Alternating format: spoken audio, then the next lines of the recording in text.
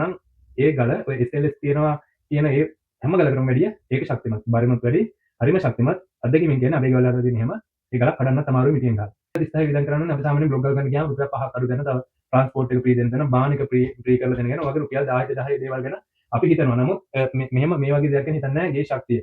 හයිබෝවන් හැම දෙනාටම අද මම ඕගොල්ලන්ට මේ වීඩියෝ එකෙන් විස්තර කරන්නේ අපි 20 26 ගණන් වලට අදාළව මෙන්න මේ ගේ හදන්න යන වියදම හොයාගෙන යන මේ වීඩියෝ මාලාවේ තුන්වෙනි වීඩියෝ එක. පළවෙනි වීඩියෝ එකෙන් මම කරා අස්තිවාරම් ගැන, දෙවෙනි වීඩියෝ එකෙන් පොලෝ කොන්ක්‍රීට් කිරීම ගැන කරා. දැන් මේ වීඩියෝ එකෙන් මම කතා කරන්නේ බිත්ති ගැන.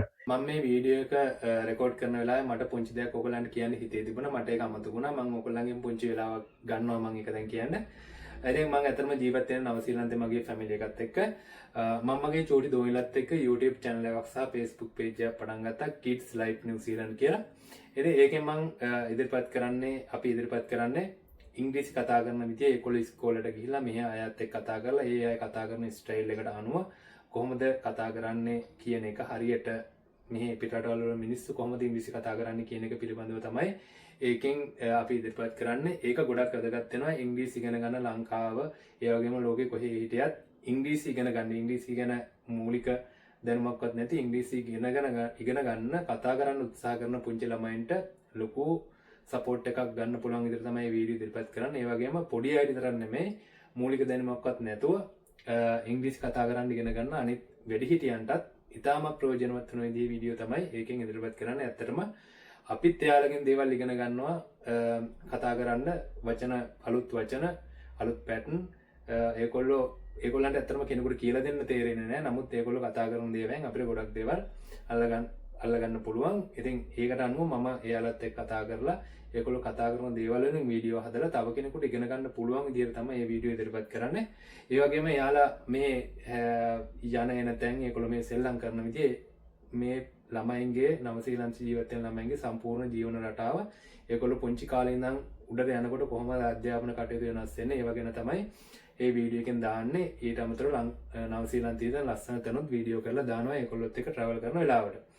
ඉතින් මම හිතනවා ඉංග්‍රීසි ගැන කිව්වහම ඉංග්‍රීසි ගැන දැනුමක් තියෙන ඉංග්‍රීසි කතා කරන ඉංග්‍රීසි භාෂාව දැනනත් හොඳට හසුරුවන කෙනෙකුට මේක ඇත්තටම ඇති වැඩක් නැති දෙයක් නෙමෙයි කියලා හිතේ. නමුත් මට උදව්වක් විදිහට මේ Facebook page එක සහ මේ YouTube channel එක ගොඩ දාගන්න උදව්වක් විදිහට මම ඔයගොල්ලන්ට මේ කරන උදව්වෙන් ඔයගොල්ලෝ මොනවා හරි දෙයක් ලබනවා නම් පුංචි දෙයක් හරි ලබනවා නම් ඔයගොල්ලන්ගේ පුංචි උදව්ව මට මහා ලොකු උදව්වක් විදිහට තමයි මට දැනෙන්නේ. එක්කෙනා එකතු වෙලා තමයි ලොකු දෙයක් වෙන්නේ මොන විදිහෙන් බැලුවත්. ඒ හින්දා හැමෝම එකතු වෙලා YouTube channel එක subscribe කරලා bell icon එකත් click කරලා Facebook page එක like කරලා comment කරලා follow කරලා මට support එකක් දෙන්න කියලා මං ඉල්ලනවා. මං මේ වීඩියෝ එකේ description එකේ වගේම මට කලින් වීඩියෝ වලත් මට ඔක කියන්න වුණා තිබුණා මට ඒක අමතක වුණා කියන්න. මං ඒ වීඩියෝ වලත් description එකේ මේ Facebook page එකේ සහ YouTube එකේ link එක දාන්නම්. ඒකට subscribe කරලා follow කරලා support එකක් දෙන්න කියලා මං ඉල්ලනවා. එහෙනම් අපි දැන් අයියන් වීඩියෝ එකට.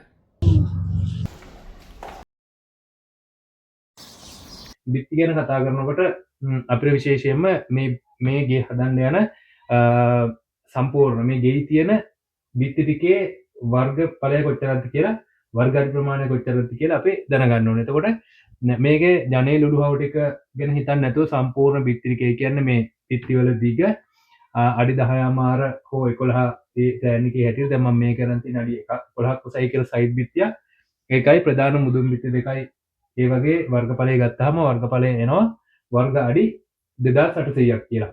එතකොට මේකේ අපි උළුවව ජනේල තියෙන තැන් ටිකේ කවුළු ටිකේ දිගපළ එකතු කරලා අඩු කරාම ඒ ටික එකතු කරාම එනවා වර්ග අඩි 390ක්. ඒ ටික අඩු කරාම බිත්ති වල විතරක් වර්ගඵලය එනවා 2410ක් කියලා වර්ග අඩි. එතකොට අපි මෙන්න මේ වර්ග අඩි 2410ට තමයි මේ කොච්චර ගල් යනවද සිමෙන්ති යනවද වැලි යනවද කියලා මේ බිත්ති වලට අදාළව කරන්න ඕනේ. එතකොට මේ පළවෙනි තීරුවෙන් මම ඔයගොල්ලන්ට පෙන්නලා තියෙන්නේ බ්ලොක් ගල් 7 කියන බ්ලොක් ගල් තමයි මේකේ වියදම් ටික පෙන්නලා තියෙන්නේ. ඊට පස්සේ 4 8මාර දෙක කියන ඉංජිනේරු ගඩොලෙන් අඟල් 9 බැම්මට යන වියදම මේකෙන් ඉදිරිපත් කරලා තියෙන්නේ.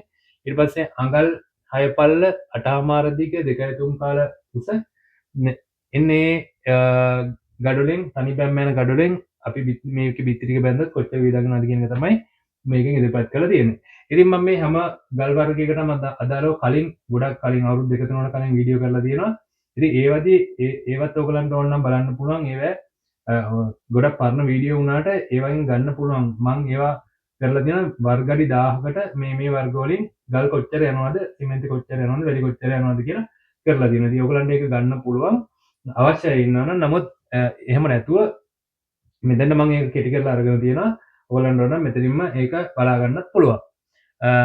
මෙතෙන්දී මම මේ අරන් තියෙන්නේ මේ 7004 කියන බ්ලොග් ගල් වර්ගඩි 1000කට යනවා සාමාන්‍යයෙන් 1259. ඒක තමයි මම මෙතෙන් අරන් දෙන වර්ගඩි 1000කට 1259ක් යනවා නම් ඒතර අපිට හොයන්න ඕනේ මේ ගෙට වර්ගඩි 2410කට. එහෙනම් 1000කට මෙච්චර යනවා නම් මේ ගාන මෙතන 2410යි මේක 10න් බෙදුවම 2.41යි. මෙන්න මේ එන ගාන 2.41කින් වැඩි කරාම අපිට එනවා මේකේ හදන්න යන බ්ලොක් ගල් ප්‍රමාණය එනවා 3035ක්. ඒතකොට සාමාන්‍යයෙන් බිලඳ පොලේ වටිනාකම 75යි. ඒක ඕගොල්ලන් ප්‍රදේශය අනුව වෙනස් වෙන්න පුළුවන්. ඒ වෙනස් කළා ඔයගොල්ලෝ දාගන්න ඔයගොල්ලන්ට ගන්න පුළුවන් ගානට. එතකොට 75න් වැඩි කරාම එනවා ගල් වලට 220625ක් මේකේ හදන්න බ්ලොක් ගල්. එතකොට මේක ගන්න සිමෙන්ති ප්‍රමාණය වර්ගඩි 1000ක් බඳින්න සිමෙන්ති කොට්ටේ යනවා 10.5ක්. මේක වෙන විදිහට කියන්නත් පුළුවන් සිමෙන්ති කොට්ටකින් ගල් 20ක් බඳින්න කියලා. අර මම මෙහෙම ගත්තේ ඒක හරහා ඊට පස්සේ අපිට 1:5ට අනුපාතයට තමයි මම මේක අරන් තියෙන්නේ. ඔක 1:6ට දැම්මත් ප්‍රශ්නයක් නැහැ.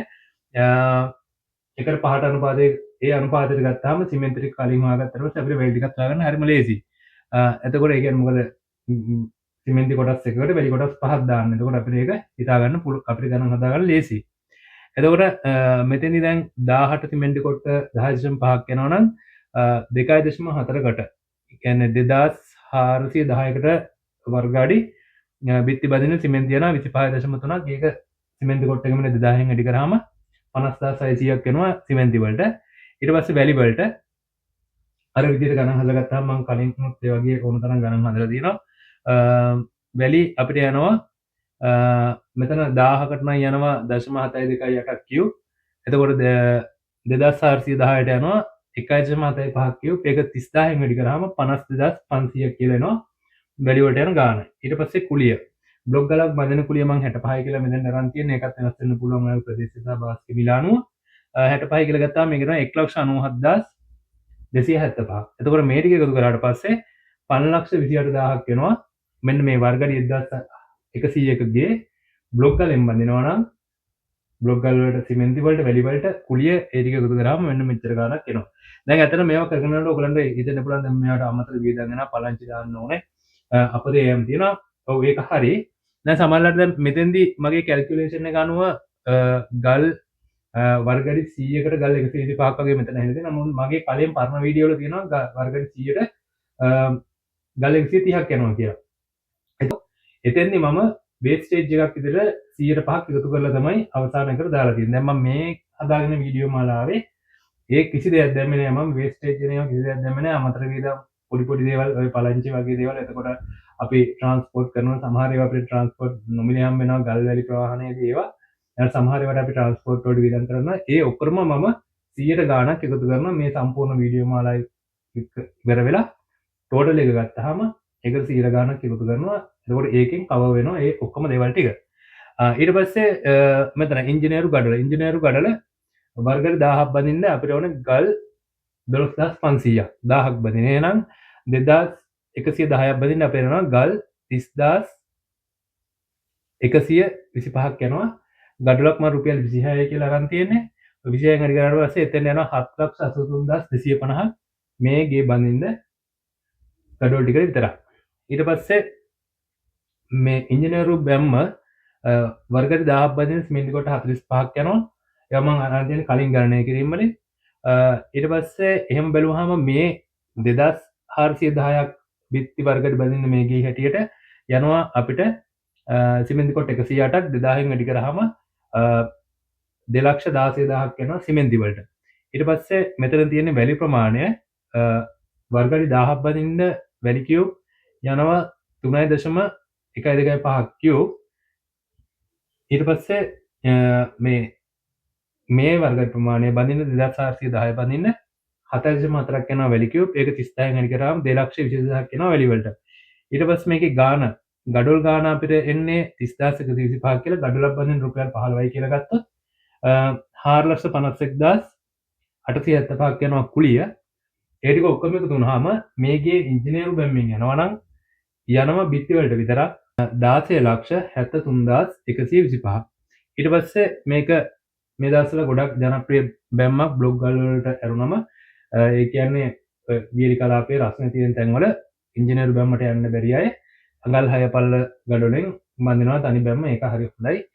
ඒක තමයි මම මෙතෙන්ද ඒක අරගෙන තියෙන්නේ. එතන මේකෙදිත් වර්ගඩි 1000ක් බඳින්න යනවා ගල් 4160ක්. එහෙම බැලුවාම අපේ මේකට යනවා 10,025ක් ගලක් රුපියල් 42ක් කියලා මම අරගෙන තියෙන්නේ. ඒක ඔයගොල්ලන්ගේ ප්‍රදේශයේ හැටියට ඒකේ ඒ වෙනස හදා ගන්න පුළුවන්. ඒක ගත්තට පස්සේ ගල් වලට යනවා 4,21,050. ඊට පස්සේ මේ ඒ බැම්ම තනි බැම්ම බඳින්න වර්ග 1000ක බැම්මක් බඳින්න යනවා සිමෙන්ති කොට්ට 28ක්. එතකොට මේ සම්පූර්ණ ගේ බඳින්න යනවා සිමෙන්ති කොට්ට 65ක්. ඒක 2000 අඩි කරාම 1,30,000ක් කියලා සිමෙන්ති වලට. ඊට පස්සේ මේකේ වැලි වලට වර්ගඩි 1000ක් බඳින්න මේ වගේ බැම්මක් යනවා 1.8ක් කියුබ් වැලි. එතකොට මේකේ බඳින්න යනවා ඒකට අනුව 4.5ක් කියුබ්. ඒක 30,000න් වැඩි කරාම 1,35,000ක් කියලා වැලි වලට. මේකේ කුලිය ගලක් බඳින්න 30ක් කියලා ගත්තොත් ගල් යනවා 10,025ක්. ඒක 30න් වැඩි කරාම 3,750ක් යනවා ගල් බැඳීමේ කුලිය. එතන මේ ටික එකතු කරලා ගත්තට පස්සේ 9,86,800ක් යනවා අඟල් 6 බැම්මෙන් මේකේ බඳින්න. දැන් ඔයගොල්ලන්ට මෙතන වෙනස තේරෙනවා ගොඩක්. දැන් බ්ලොග් වලින් බඳිනවා නම් 5,28,10 යන්නේ. අඟල් 6 ගඩොලෙන් යනවා නම් 9,86,000ක් යනවා. ඉංජිනේරු බැම්ම යනවා නම් 16,73,000ක් යනවා. ඉංජිනේරු බැම්ම යනකොට බ්ලොග් වල බැම්ම යනවා වගේ 3 ගුණයකට වඩා වැඩි ප්‍රමාණයක් යනවා ඉංජිනේරු බැම්මට. ඉතින් ඒක ඔයගොල්ලන්ගේ බජට් එකට අනුව ඔයගොල්ලන් තීරණය කරගන්න පුළුවන්. ඔයගොල්ලෝ බඳින බැම්ම. ඉතින් දැන් මෙතෙන්දී මම ටක් ගාලා මෙහෙම පොඩි දෙයක් කියන්නම්. ඔයගොල්ලන්ගේ වෙනස් තියෙන සමහරවිට මේ වීඩියෝ බලන කෙනා සම්පූර්ණ ගයක් හදන්න බලන්නේ නැහැ. සමහරවිට බිත්ති ටික බඳ ගන්න කියලා බලනවා නම් එයාට පුළුවන් බිත්ති වර්ගඩිය බඳ. එයාගේ අපි හිතමු බිත්ති වර්ගඩිය 1500ක් තියෙන කියලා. එයාට ඕනේ බිත්ති වර්ගඩි එකකට ගාන හදාගන්න. ඒක 1000න් වැඩි කරා 1500 වැඩි කරාම එයාගේ ගාන එනවා. එතකොට දැන් මෙතන මේ ඇවිල්ලා තියෙන්නේ බිත්ති වර්ගඩි 2410කට යන ගාන තමයි මෙතන ඇවිල්ලා තියෙන්නේ. මේ හැම එකක්ම 2410න් බෙදුවොත් 2410න් මේක බෙදුවොත් වෙනවා බ්ලොග් ගල් වර්ගඩිය බඳින්න යන ගාන. මේක බෙදුවොත් වෙනවා ඉංජිනේරු බැම්ම බඳින්න යන ගාන. මේක බෙදුවොත් වෙනවා අඟල් 6 බැම්ම වර්ගඩියක් බඳින්න යන ගාන. එතකොට මම මෙතන මේ පොඩි විශේෂ දෙයක් මේ පොඩි ගානක් හදලා තියෙන්නේ. ඒ මොකද හේතුව ගොඩක් දෙනෙක් කොහොම කිව්වත් බ්ලොග් වලින් මේ ලාභ වැඩිනේ දැන් මේ දවස්වල කරන්නේ. එතකොට මේ බ්ලොග් වල බැම්මට යන 5,28,000ක් යනවා මේ ගේ හදන්න මේ බ්ලොග් වල ටික ගන්න. ඉතින් අද කාලේ බ්ලොග් වල තෝරගන්න ගියාම ගොඩක් අයට තියෙන ප්‍රශ්නයක් තමයි මේ ශක්තිමත්. මම ගොඩක් කතා කරලා තියෙනවා ඒව ගැන කලින් බ්ලොග් වල ගැන. ඉතින් ඔයගලන්ට පුළුවන් නම් මේක මගේ යෝජනාවක් කාට හරි කරගන්න පුළුවන් නම් කරන කෙනෙකුට ගයක් හදන කෙනෙකුට තමන්ගේ ගේ දැන් ගොඩක් අය කොහෙන් හරි ගල් අරගෙන ගේ බඳිනවා බැඳලා තියුණාට සමහරවිට පාසුන් නැහැ. ගේ අන්තිම බඳිනකොට නැත්නම් මැදක් බඳිනවා කියන මේ ගල් එච්චර හයිය නැහැ. රහවලා ගල් ඊට වැඩිය හයියයි කියලා ගුවාම ඉතින් අර ගේ ඒතොර හදලත් ඉවරයි. අනිත් ඒක එක පැත්තක් හදලත් ඉවරයි. ඒ මොනසෙ හැමදාම හිතනවා අනේ හොඳ ගල් ගන්න බැරි වුණානේ මට එතනින් ගන්න තිබ්බනේ අපරාධ කියලා. හිතනවා මේ ප්‍රශ්නේ එන්නේ මේ ගල් හැමතැනම මේ බ්ලොග් ගල් හරියට ප්‍රමිතියකටව හදන්න නැති හින්දා. එහෙම තියෙනවා නම් එහෙම මිනිස්සුන්ට එහෙම හිතන්න දෙයක් නැහැ. හැමතැනම සාමාන්‍යයෙන් දැන් සිමෙන්ති කොට්ටකින් ගල් 100ක් 110ක් අතර ප්‍රමාණයක් ගහනවා. අපි හිතමු ගල් 100ක් ගහන්න කියලා සිමෙන්ති කොට්ටකින් අපිට පුළුවන්කමක් තියෙනවා නම් ඒ ගල් ගහන තැනට මොන සම්බන්ධතාවයක් ඇතුව හරි කියලා දැන් මම මගේ ගේ හදනකොට මම එහෙමයි කරගත්තේ. මගේ යාළුවන්ගේ ගෙවල් හදද්දි මම එහෙම කරලා දුන්නා. ඒ වගේ තැන් වලට කියලා එයාගේ අදාළ තැන් වලට කතා කරලා කියලා දුන්නා. ඒ කරලා දුන්නා. ඒගොල්ලෝ බ්ලොග් ගල් 100ක් ගහන සිමෙන්ති කොට්ටයකින් මේ මිශ්‍රණය හදනකොට අපි දෙනවා සිමෙන්ති කොට්ට භාගයක් තව ඒ මිශ්‍රණයට දාන්න. හරිද? එතකොට ගල් 100කට අපි දාන්නේ සිමෙන්ති කොට්ට භාගයයි. ඒ කියන්නේ දැන් මේ සම්පූර්ණ ගේ හැටියට ගත්තොත් මේකේ යන්නේ ගල් බ්ලොග් ගල් 3035යි. අපි ඒක 100ෙන් බෙදුවාම කොටස් 30ක්. ඒ කියන්නේ 100 ඒවා 30ක් තමයි මේ ගාන එන්නේ ආසන්න වශයෙන් ගත්තට පස්සේ. එතකොට මේ කොටස් 30ට අපි බ්ලොක් ගල් ගහනකොට සිමෙන්ති කොට්ට භාගී ගානේ තමයි දාන්න 0.5 ගානේ දාන්න ඕනේ. සිමෙන්ති කොට්ට අපිට 15යි යන්නේ. එතකොට ඒගොල්ලන්ට දෙන්න මේ ගෙටම යන ගල් ටිකට දාන්න 2000 ගාන රුපියල් 30000යි යන්නේ. ඉතින් මෙතන මේ බිත්ති ටික බඳින්න 528000ක් යනවා. මේ ගාන ලක්ෂයක් එහෙම වෙන්න පුළුවන්. මොන තරම් එහෙම වෙනවා මිනිස්සුන්ට. අපතේ බිත්තියට කිලින් නොබැලීම් ඒවත් එක. එතකොට මේක හරි කෙනෙකුට කියලා හරි බාස් කෙනෙකුට කියලා හරියට ඒ වැඩ ටික තිරට කරගන්නවා නම් ඔයාලට මේ 30000ක් වේදම් කරන එකේ කිසිම ප්‍රශ්නයක් වෙන්නේ නැහැ. කිසිම වැඩියක් වෙන්නේ නැහැ. Taman ඉඳ හදන ගේ ප්‍රධාන දේ තමයි බිත්ති ටික. ඒකට රුපියල් 30000ක් වගේ මුදලක් වේදම් කරාට කිසිම ප්‍රශ්නයක් වෙන්නේ නැහැ. අර 100 ගල් 100ක් ගන්න මිශ්‍රණයට අපි සිමෙන්ති කොට්ට භාගයක් දැම්මොත් සාමාන්‍ය සිමෙන්ති කොට්ටකින් ගල් 60ක් විතර ගහුවා වගේ අනුපාතයක් තමයි එන්නේ. ඉතින් එහෙම කරගන්න පුළුවන් නම් ඒ ගල ඔය SLS තියෙනවා කියන ඒ හැම ගලකටම වැඩිය ඒක ශක්තිමත්. බරිනුත් වැඩි, හරිම ශක්තිමත්. අත්දැකීමෙන් කියන්නේ අපේ ගෙවල් වල තියෙන එහෙම ඒ ගලක් කඩන්නත් අමාරුයි මිටියෙන් ගහලා. ඉතින් බලන්න රුපියල් 30000 වියදම් කරන්න ඕනේ. අපි සාමාන්‍යයෙන් බ්ලොග් ගල් ගන්න ගියාම රුපියල් 5ක් අඩු දෙන තව ට්‍රාන්ස්පෝර්ට් එක ෆ්‍රී දෙන තැන බාන එක ෆ්‍රී කරලා දෙන ගැන ඔයගේ රුපියල් 10 දේවල් ගැන අපි හිතනවා. නමුත් මෙහෙම මේ වගේ දෙයක් ගැන හිතන්නේ නැහැ. ගේ ශක්තිය. දැන් ඇත්තටම ගම් වතුරක් අර මේ පොඩි ඒ වගේ දේවල් වෙනකොට සාමාන්‍යයෙන් ගේ ශක්තිමත් තිබ්බ ටිකක් 100ට දශම ගාණක් හරි පොඩි chance එකක් තියෙනවා බේරෙන්න ගෙවල් ශක්තිමත්ව හදාගත්තොත්. දැන් තියෙන බ්ලොග් වල ඇත්තටම හැමතැනම තියෙනවා.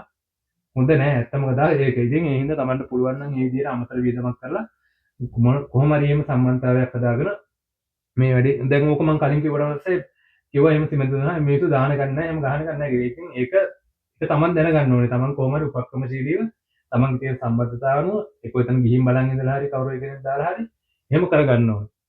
ඉතින් මම හිතනවා මේ වීඩියෝ එකෙන් ඔයගලන්ට බිත්ති බැඳීම ගැන සම්පූර්ණ අවබෝධයක් ආවා කියලා. මේකට අදාළව සහ ඔයගලන්ට අදාළව සහ ඕනම එකකට අදාළව. එහෙනම් ඊළඟ වීඩියෝ එකෙන් මම කතා කරන්න බලාපොරොත්තු වෙන්නේ දැන් අපි අත්විවරම දැම්මා, කොන්ක්‍රීට් එක දැම්මා, බිත්ති බැඳලා. බිත්ති බඳිනකොට අපි ලින්ටල් දාන්න ඕනේ, කොන්ක්‍රීට් තියෙන දේ දාන්න ඕනේ, කිචන් වල කොන්ක්‍රීට් ලෑලි දාන්න තියෙනවා. දැන් මේකට අදාළව නම් වැරන්ඩ එකේ කණු දෙකක් දාන්න තියෙනවා. ඊට පස්සේ මේ කිචන් එකේ ලෑලි ටික, ඊට පස්සේ මෙතන පෝරණුවේ ලෑලි ටික, පෝරණුවේ උඩ ලෑල්ල.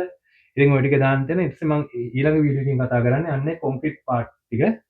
ඊට පස්සේ අපි යනවා වහලට. ඉතින් ඉතා ඉක්මනින් මම මේ බලාපොරොත්තු වෙන හදට සමු ගන්න. ඔයාලා හැමෝටම සුබ දවසක්.